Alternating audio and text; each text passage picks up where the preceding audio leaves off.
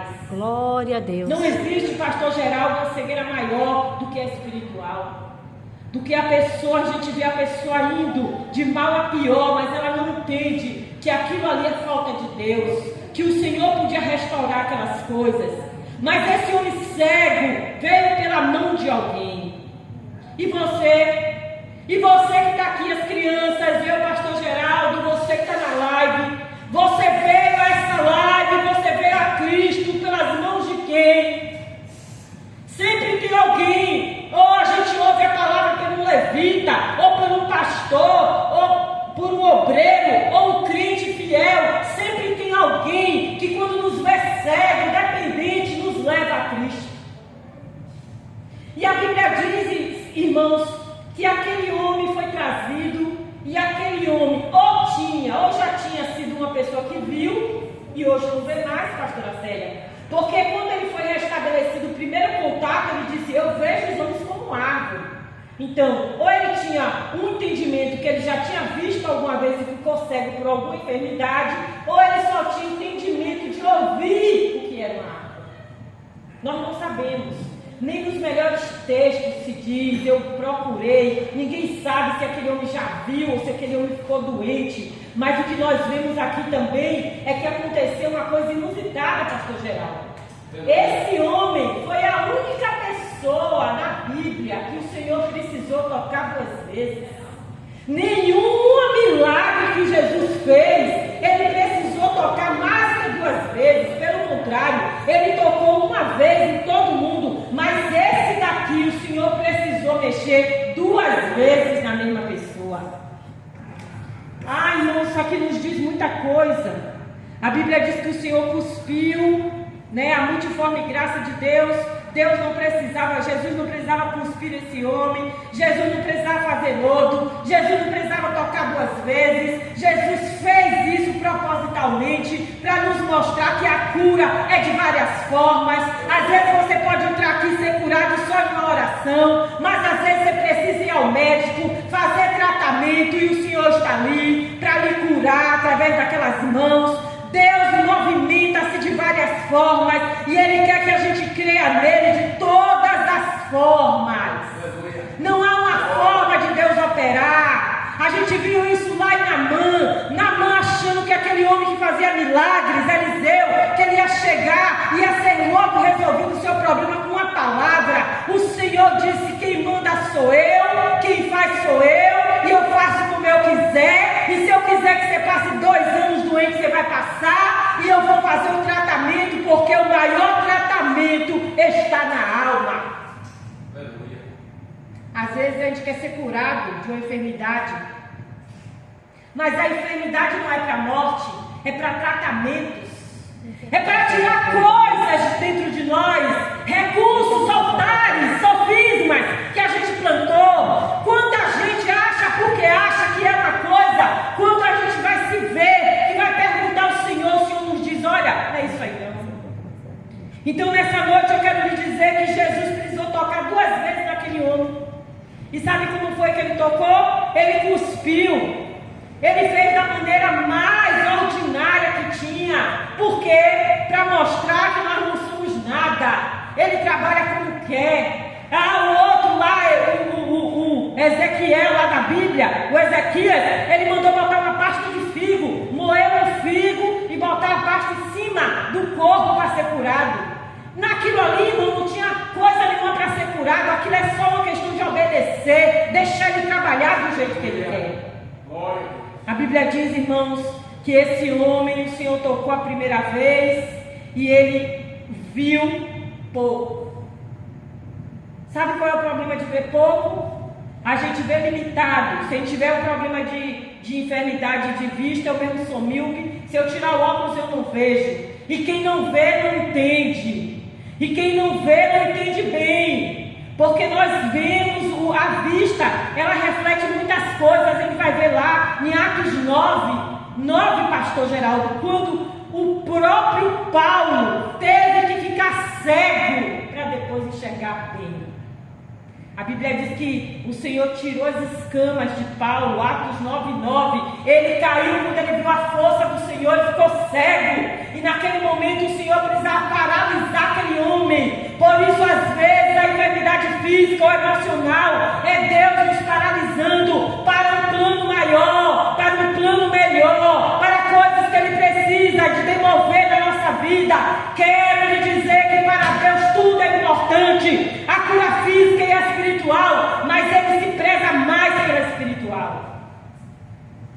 E a Bíblia diz que Ele tocou naquele homem e aquele homem viu pouco.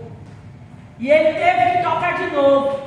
E eu quero lhe dizer que a você que é cristão, a mim, a pastora Célia e a muitos que estão ouvindo, às vezes o Senhor precisa nos tocar várias vezes para a gente compreender o que Ele tem para nós. Aquele homem não estava compreendendo, ele disse: olha, eu estou vendo os homens. Porque os homens, irmãos? Porque é com quem nós temos que lidar. Porque ele não disse o cachorro. Deus está mostrando aqui essa igreja hoje que nós precisamos ver os homens claramente. E para ver claramente, pastora Célia, com quem você está lidando, você precisa pedir discernimento espiritual.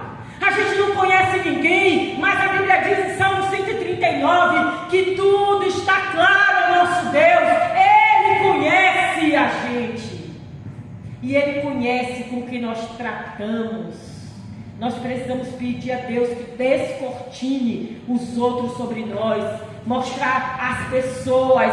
A gente pedir a Deus para Deus mostrar quem as pessoas são no âmago dela, com quem nós estamos trabalhando, tratando. Por isso que aquele homem, na hora que olhou logo, ele disse: eu vejo os homens como árvores. Então, porque os homens, ele via as pessoas diferentes, ele não via as pessoas como era elas são, eles viam ela camuflada. E nós não podemos viver assim, nós temos que ter um reto juízo das coisas. E aí Jesus estabeleceu aquele homem. E aqui nós aprendemos outra grande lição de Jesus. Jesus tirou aquele homem do meio do seu povo, curou aquele homem, restaurou a sua mente. E depois ele disse: olha, você não pode mais voltar para lá. Ao contrário do gadareno. O gadareno, pastor Geraldo, estava no meio da cidade fazendo arruaça. E quando foi sarado, queria ir com Cristo. Jesus disse: não, você vai voltar e testemunhar o que foi feito. Mas esse aqui não. O Senhor disse: olha, se você entrar nesse lugar, provavelmente esse homem tinha problemas com incredulidade. E todo aquele povo também, à margem dele, fazia obra de incredulidade, pastora. Aquele homem foi curado, mas se ele ficasse naquele lugar, ele voltaria a ficar doente e ver pouco. Glória Nós a Deus. precisamos andar com quem nos impulsiona, quem nos leva mais adiante. Nós não podemos cair nas armadilhas do inimigo e ficar amedrontado ou ilhado com as coisas deste mundo. Nós precisamos andar com quem tem visão longe, com farol de milha, como ele diz, olhar pro alto. Nós temos que olhar para quem gosta de orar. A gente tem que olhar para quem crê no sobrenatural de Deus. Irmãos, hoje eu falei para uma amiga minha, eu disse a ela: olha, eu creio, independente de tudo, eu me levanto, vou crendo, vou crendo, vou crendo. Porque, irmãos, é difícil você viver numa casa que o povo não é crente e que você ouve só murmuração ou desdém contra a sua fé. Então você tem que crer. Quando você sai dessa casa, você é perseguido na rua, você é perseguido no trabalho. Então você tem que desenvolver uma fé sua, uma comunhão entre você e Deus, para você conseguir varar anos e anos na presença. Quando eu estou fraco, irmãos, eu não tenho comunhão com ninguém que não presta. Ache ruim quem quiser, eu não gosto de gente ruim, eu não me envolvo, eu não me meto, eu não adianta, pastora Rosa, vamos se reunir para ganhar para Jesus. Eu não, irmãos, eu mostro a palavra, mas eu não me misturo com gente ruim, principalmente gente que não gosta da minha fé. Eu não me misturo, irmãos. Não adianta eu tomo o nome de que eu sou metida, que eu sou isso, que eu sou aquilo, eu nem me importo, porque eu vivo só, irmãos. Então eu preciso ter uma fé firme, eu preciso ter habilidade em mim, porque senão essa pessoa que não gosta do meu Deus, que não gosta de mim, ela me arrasta para o meio dela, e eu não consinto, irmãos. Salmo 1, primeiro diz assim: se os pecadores te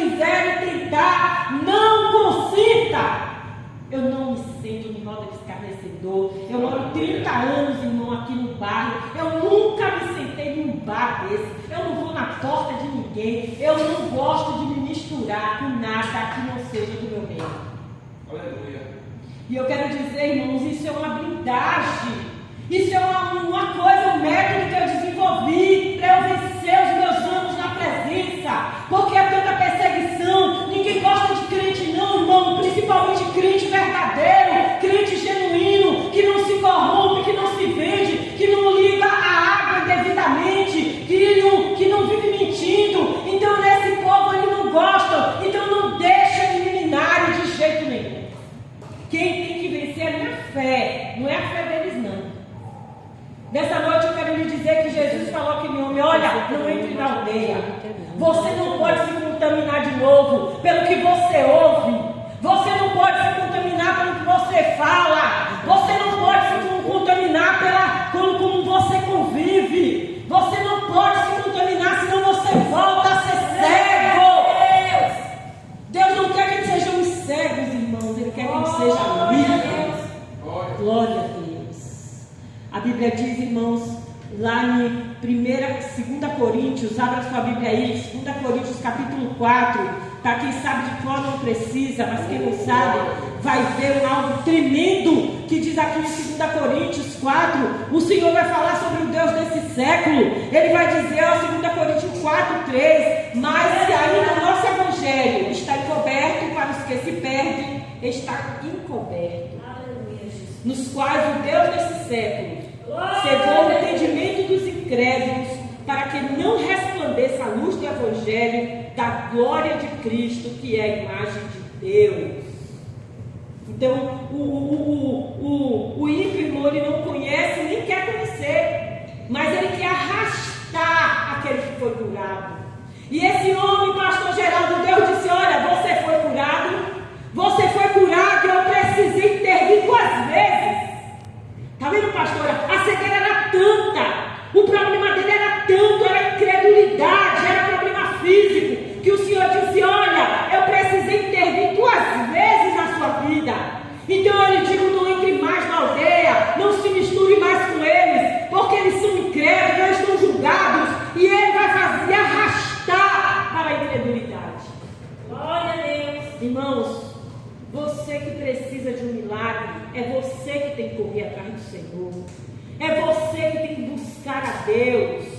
Nós os crentes não temos que estar implorando para você conhecer Jesus, não. Eclesiastes capítulo, o último capítulo diz: é dever de todo homem buscar o Senhor, é dever seu de buscar o Senhor. A igreja está aqui, o povo de Deus está aqui, e a você que é cego, Deus pode te curar, não só da maneira física, mas da mente. Ele diz assim: olha, que renova a nossa mente pelo poder do seu Espírito. Glória a Deus. Olha, eu quero lhe dizer que não é por força nem por violência, não, é pelo Espírito, pastora Célia.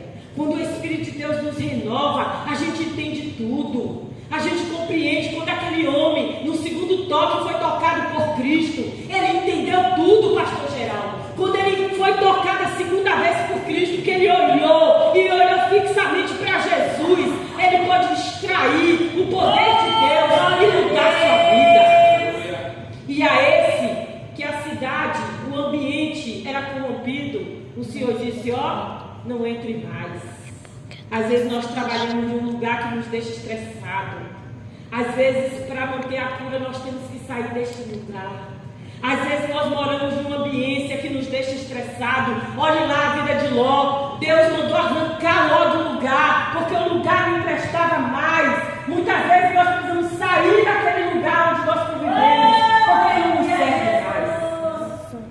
Essa é uma noite, irmão, de vitória.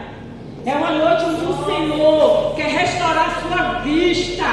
E eu quero que você abra a sua Bíblia em Atos, capítulo 9. Vamos ler a conversão linda do apóstolo Paulo, que após ser restaurado pelo Senhor, após as cadeias vir ao chão, as escamas, ele viu claramente e se tornou um grande pregador da sua palavra. Atos 9:9 vai nos dizer. Atos 9:7. Vamos para o 6. Atos 9:6 vai nos dizer: e ele, tremendo e atônito, disse: Senhor, que queres que eu faça? Disse-lhe o Senhor: levanta-te, e entra na cidade, e lá te será dito o que te convém fazer. E o varão que iam com eles parava espantado, ouvindo a voz, mas não via ninguém. E Saulo, levantando-se da terra e abrindo os olhos, não via ninguém. E guiado pela mão, foi conduzido a Damasco. E esteve 3 dias sem comer e sem beber. E havia em Damasco um certo discípulo chamado Ananias. E disse-lhe o Senhor em a visão, Ananias. E ele respondeu: eis-me aqui, Senhor. Disse-lhe o Senhor: levanta-te e vai a uma rua chamada Direita e pergunta em casa do judeu, de Judas, por nome de Tarso, chamado Saulo, pois é isso o que está orando. Agora pegue a sua Bíblia.